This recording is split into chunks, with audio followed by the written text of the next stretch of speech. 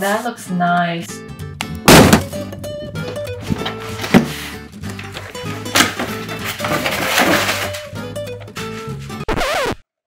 Buying the wrong fabric sucks. It's wasteful and it wastes your time. Hi, I am Shelly from Shelly Shoe Design. This video is for any of you who are starting to design clothes or masks during this pandemic. I know how hard it is to find the right fabric when you can't touch and feel it in person. This is 1000% wool and it's itchy as f.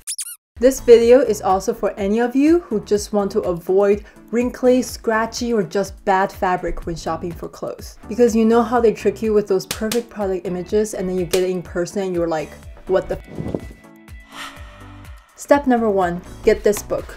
Fabric for Fashion, the Swatch book. A design intern told me about this book and it's pretty amazing. Not going to lie, I really don't like to read. I know all those top 10 lists around successful people are always like, you should be reading, but be yourself, or something like that.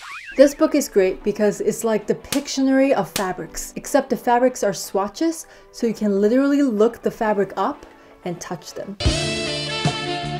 I like to do 3 things with the swatch. 1, feel both sides. I like to feel both sides of the swatch so I know how the fabric feels like against my skin and also when I'm scratching myself. 2, stretch it both ways to see how elastic it is. This makes a big difference when designing for fit. I know it can be harder to sew, but I personally like stretchier fabrics because I design for real people and our bodies change. Lastly, crumple it. I like to smush the fabric in my hands and release it to see how it wrinkles and falls. Step 2, check out fabric videos online. One thing the swatch book doesn't show is how fabric moves on the body. It's pretty important to know this, especially if you're making something flowy like dresses or robes. Some of the best websites like Minerva do a good job showing videos of the fabric. Side note, Minerva also lets you filter for eco-friendly fabrics, which is super nice for me as a zero-waste designer. Here's an example. You'll see in this video that they actually move the fabric around and lay it out on the table to show the weight and the flow. I love this. Sadly, a lot of fabric websites don't do this. Often you just get like one static image. I mean, I see that it's green with the print, that's it. Sometimes it gets even worse, like this one.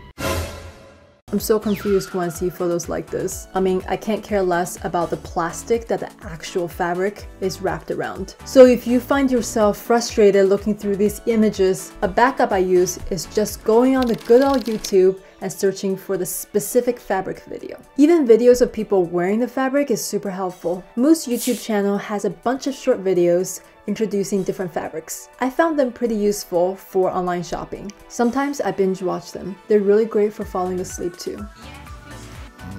Step 3, study your favorite clothes. I know most of us don't even look at that annoying little tag on our shirt, but it can be a great starting point for knowing what fabric to get. We all have those few go-to items because they're just so comfy. I know I've been wearing the same top like every day.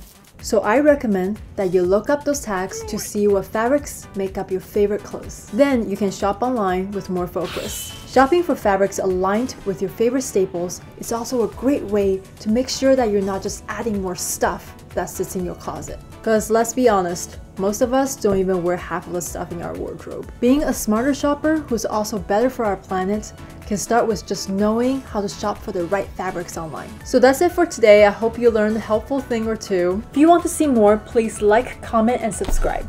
Thank you. Bye bye.